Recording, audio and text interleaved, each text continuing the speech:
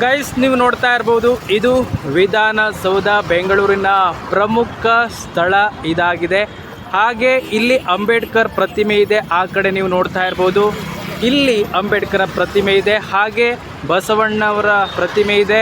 ಅದಕ್ಕೂ ಪಕ್ಕದಲ್ಲಿ ಕೆಂಪೇಗೌಡರ ಪ್ರತಿಮೆ ಇದೆ. ಅದಕ್ಕೂ ಪಕ್ಕದಲ್ಲಿ ಜವಾಹರ್ಲಾಲ್ ನೆಹರು ಅವರ ಪ್ರತಿಮೆ ಇದೆ. 1951ರಲ್ಲಿ ಇಲ್ಲಿ ಬೆಂಗಳೂರಿಗೆ ಬಂದು ವಿಧಾನಸೌಧದ ಶಂಕುಸ್ಥಾಪನೆಯನ್ನು ಮಾಡ್ತಾರೆ ಜವಾಹರ್ಲಾಲ್ ನೆಹರು. ಮತ್ತು ಅದಕ್ಕೂ ಪಕ್ಕದಲ್ಲಿ ವಿಕಾಸಸೌಧವನ್ನು ನೋಡ್ತಾ ಇರ್ಬೋದು. ಸಂಜೆ ಟೈಮಲ್ಲಿ ಎಲ್ಲರೂ ಕೂಡ ಇಲ್ಲಿ ಬರ್ತಾರೆ, ಫೋಟೋವನ್ನು ಕ್ಲಿಕ್ಕಿಸ್ಕೊಳ್ತಾರೆ. ಪ್ರತ್ಯೇಕವಾಗಿ ನಿಮಗೆ ಫೋಟೋ ಬೇಕು, ಫ್ಯಾಮಿಲಿ ಫೋಟೋ ಬೇಕು ಅಂತ ಹೇಳಿದ್ರೆ ಫೋಟೋ ತೆಗೆಯೋರು ಕೂಡ ಪ್ರತ್ಯೇಕವಾಗಿ ಇರ್ತಾರೆ, ಅವರು ಫೋಟೋ ತೆಗಿತಾರೆ.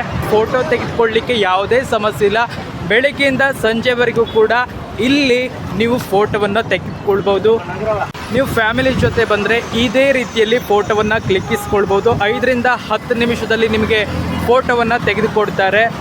ಯಾವುದೇ ರೀತಿಯ ಫೋಟೋ ಹೇಳಿದ್ರು ಕೂಡ ಆ ರೀತಿ ಫೋಟೋ ತೆಗೆದುಕೊಡ್ತಾರೆ ಇಲ್ಲಿ. ಮತ್ತು ನೀವು ಆ ಕಡೆ ನೋಡ್ತಾ ಇರ್ಬೋದು, ಇದು ವಿಕಾಸಸೌಧ. ಇದು ಈ ಕಡೆ ನೋಡ್ತಾ ಇರ್ಬೋದು, ಇದು ವಿಧಾನಸೌಧ ಆದರೆ ಈ ಕಡೆ ಇರೋದು ವಿಕಾಸಸೌಧ. ಸಂಜೆ ಟೈಮ್, ಬೆಳಗ್ಗಿಂದ ಸಂಜೆ ತನಕ ಯಾರೇ ಬಂದರೂ ಕೂಡ ಇಲ್ಲಿ ಯಾವುದೇ ರೀತಿಯ ತಡೆ ಇಲ್ಲ. ಎಲ್ಲೇ ಬೇಕಾದರೂ ಕೂಡ ನೀವು ಫೋಟೋವನ್ನು ಕ್ಲಿಕ್ಕಿಸ್ಕೊಳ್ಬೋದು. ಆದರೆ ಪಾರ್ಕಿಂಗ್ ವ್ಯವಸ್ಥೆ ಇರಲ್ಲ. ಪಾರ್ಕಿಂಗ್ ಪ್ರತ್ಯೇಕವಾಗಿ ವ್ಯವಸ್ಥೆ ಇದೆ, ಆದರೆ ರೋಡಲ್ಲಿ ನೀವು ಬೈಕನ್ನು ನಿಲ್ಲಿಸಂಗಿಲ್ಲ, ಅನೌನ್ಸ್ ಮಾಡ್ತಾ ಇರ್ತಾರೆ.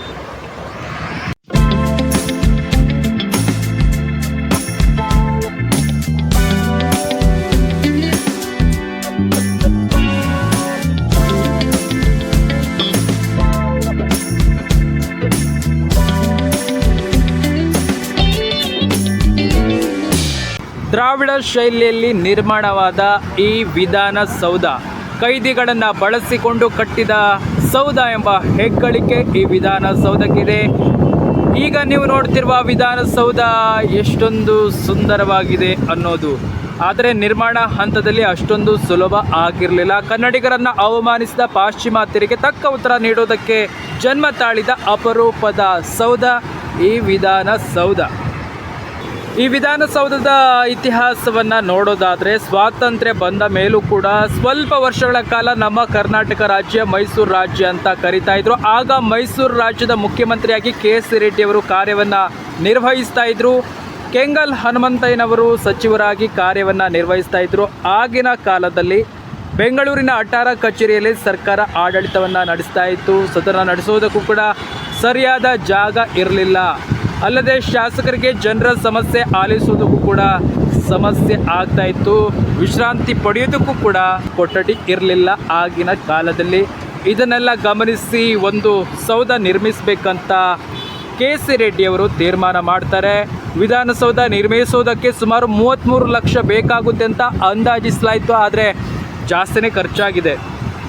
1951ರಲ್ಲಿ ವಿಧಾನಸೌಧ ಕಟ್ಟೋದಕ್ಕೆ ಅಂದಿನ ಪ್ರಧಾನಿ ಜವಾಹರ್ಲಾಲ್ ನೆಹರು ಅವರನ್ನು ಕರೆಸಿ ಶಂಕುಸ್ಥಾಪನೆಯನ್ನು ಮಾಡಿಸ್ತಾರೆ. 1952ರಲ್ಲಿ ಸಾರ್ವಜನಿಕ ಚುನಾವಣೆ ನಡೆದು ಕೆಂಗಲ್ ಹನುಮಂತಯ್ಯನವರು ಮುಖ್ಯಮಂತ್ರಿಯಾಗಿ ಅಧಿಕಾರವನ್ನು ಸ್ವೀಕಾರ ಮಾಡ್ತಾರೆ. ಆಗ KC ರೆಡ್ಡಿಯವರು, ನಾನು ಕಟ್ಟಬೇಕು ಅಂದುಕೊಂಡಿದ್ದ ವಿಧಾನಸೌಧದ ನಿರ್ಮಾಣದ ಹೊಣೆ ನಿಮ್ಮ ಮೇಲಿದೆ ಅಂತ KC ರೆಡ್ಡಿಯವರು ಕೆಂಗಲ್ ಹನುಮಂತಯ್ಯನವರಿಗೆ ಹೇಳ್ತಾರೆ. ಆಗ ಕೆಂಗಲ್ ಹನುಮಂತಯ್ಯನವರು, ನನ್ನ ಜವಾಬ್ದಾರಿ ಇದು, ನಾನು ಕಟ್ತೀನಿ ಅಂತ ಭರವಸೆಯನ್ನು ಕೊಡ್ತಾರೆ. ಅದೇ ಸಮಯದಲ್ಲಿ ಬೆಂಗಳೂರಿಗೆ ವಿದೇಶಿ ನಿಯೋಗ ಒಂದು ಭೇಟಿ ಕೊಡುತ್ತೆ. ಆಗ ಕೆಂಗಲ್ ಹನುಮಂತಯ್ಯನವರು ಅವರ ಜೊತೆ ಚರ್ಚೆ ಮಾಡ್ತಾರೆ. ನಾವು ಕೂಡ ಕಟ್ಟಡ ನಿರ್ಮಿಸಬೇಕು, ನಿಮ್ಮ ಅಭಿಪ್ರಾಯ ತಿಳಿಸಿ ಅಂತ ಹೇಳ್ತಾರೆ. ನಿಮ್ಮಲ್ಲಿ ಸ್ವಂತ ಕಟ್ಟಡ ಕಟ್ಟೋದಕ್ಕೂ ಕೂಡ ನಿಮಗೆ ವಿನ್ಯಾಸ ಮಾಡೋದಕ್ಕೂ ಕೂಡ ಆಗಲ್ಲ, ನೀವು ವಿದೇಶಿ ನಕಲು ಮಾಡ್ತೀರಿ ಅಂತ ಹೀಯಾಳಿಸ್ತಾರೆ. ಆಗ ಕೆಂಗಲ್ ಹನುಮಂತಯ್ಯನವರು, ನಿಮ್ಮನ್ನು ನಕಲು ಮಾಡುವ ಮನಸ್ಥಿತಿ ನಮಗಿಲ್ಲ, ನೀವು ನೋಡ್ತೀರಿ, ನೀವು ಕೂಡ ಅಚ್ಚರಿ ಪಡ್ತೀರಿ ಅಂತ ಹೇಳ್ತಾರೆ. ಬಳಿಕ ಕೆಂಗಲ್ ಹನುಮಂತಯ್ಯನವರು ಒಂದು ಸಮಿತಿಯನ್ನು ರಚನೆ ಮಾಡ್ತಾರೆ. ಭಾರತೀಯ ವಾಸ್ತುಶಿಲ್ಪವನ್ನು ಬಳಸಿ ಕಟ್ಟಡ ನಿರ್ಮಿಸಬೇಕಂತ ಆ ಸಮಿತಿಗೆ ತಾಕೀತು ಮಾಡ್ತಾರೆ. ಈ ವಿಧಾನಸೌಧ ಕಟ್ಟಡ ಮುಗಿಯುವವರೆಗೂ ಕೂಡ ಕೆಂಗಲ್ ಹನುಮಂತಯ್ಯನವರು ತಾವೇ ಸ್ವತಃ ಮುಂದೆ ನಿಂತು ವಿಧಾನಸೌಧ ನಿರ್ಮಾಣವನ್ನು ಮಾಡ್ತಾರೆ, ನಿರ್ಮಾಣದ ಕಾರ್ಯದಲ್ಲಿ ತೊಡಗ್ತಾರೆ. ಅಂದಿನ ಕಾಲದಲ್ಲಿ ಈ ಪ್ರದೇಶ ಗುಡ್ಡಗಾಡು ಪ್ರದೇಶ ಆಗಿತ್ತು. ನೀವೀಗ ನೋಡ್ತಾ ಇರ್ಬೋದು, ಅಂದಿನ ಕಾಲದಲ್ಲಿ ಇದೆಲ್ಲವೂ ಕೂಡ ಗುಡ್ಡಗಾಡು ಪ್ರದೇಶ ಆಗಿತ್ತು. ಈಗ ವಿಧಾನಸೌಧ ಎಂಬ ಪ್ರಖ್ಯಾತಿಯನ್ನು ಪಡೆದಿದೆ. ಅಂದು 6,000ಕ್ಕೂ ಹೆಚ್ಚು ಕೂಲಿ ಕಾರ್ಮಿಕರನ್ನು ಬಳಸಿ ಈ ವಿಧಾನಸೌಧವನ್ನು ಕಟ್ಟಲಾಗಿತ್ತು. 5,000 ಜನ ಕೈದಿಗಳೇ ಇದ್ದರು ಅನ್ನೋದು ಇಲ್ಲಿ ವಿಶೇಷ. ಹೊರಗಡೆ ಜನರನ್ನು ಕರೆಸಿಕೊಂಡು ಬಂದರೆ ಹೆಚ್ಚು ಹಣ ಕೊಡಬೇಕು ಮತ್ತು ಬೊಕ್ಕಸ ಖಾಲಿ ಆಗುತ್ತೆ ಅಂತ ಹೇಳಿ ಸರ್ಕಾರ ಒಂದು ನಿರ್ಧಾರ ಮಾಡುತ್ತೆ. ಕೈದಿಗಳನ್ನೇ ಕರೆಸಿ ಈ ವಿಧಾನಸೌಧ ಕಟ್ಟುತ್ತೆ. 5,000 ಕೈದಿಗಳು ಈ ವಿಧಾನಸೌಧ ಕಟ್ಟುವಲ್ಲಿ ಯಶಸ್ವಿ ಆಗ್ತಾರೆ. ಬಳಿಕ ಅವರನ್ನು ಸನ್ನಡತೆ ಆಧಾರದ ಮೇಲೆ ಆ ಕೈದಿಗಳನ್ನು ಬಿಡುಗಡೆ ಮಾಡ್ತಾರೆ. ಈ ವಿಧಾನಸೌಧ ಒಟ್ಟು 4 ಅಂತಸ್ತಿನ ಕಟ್ಟಡ ಆಗಿದೆ. ಮೊದಲನೇ ಮಹಡಿಯಲ್ಲಿ ವಿಧಾನಸಭೆ, ವಿಧಾನ ಪರಿಷತ್ ಹಾಗೆ ವಿಶಾಲ ಸಭಾಂಗಣ ಇದೆ. ಹಾಗೆ 2ನೇ ಮಹಡಿಯಲ್ಲಿ ಪ್ರೇಕ್ಷಕರ ಗ್ಯಾಲರಿ ಇದೆ. 3ನೇ ಮಹಡಿಯಲ್ಲಿ ಮುಖ್ಯಮಂತ್ರಿ ಕಚೇರಿ, ಕ್ಯಾಬಿನೆಟ್ ಎಲ್ಲ ಸಭಾಂಗಣ ಎಲ್ಲವೂ ಕೂಡ ಇದೆ. ಈ ಪ್ರವೇಶ ದ್ವಾರದ ಮುಂಭಾಗ ನೀವು ನೋಡ್ತಾ ಇರ್ಬೋದು. ಸದ್ಯಕ್ಕೆ ಕಾಣಿಸುತ್ತೋ ಗೊತ್ತಿಲ್ಲ, ಬಟ್ ಕಾಣಿಸ್ತೀನಿ. ಈ ಪ್ರವೇಶ ದ್ವಾರದ ಮುಂದೆ ಸರ್ಕಾರದ ಕೆಲಸ, ದೇವರ ಕೆಲಸ ಅಂತ ಬರೆದಿದ್ದಾರೆ.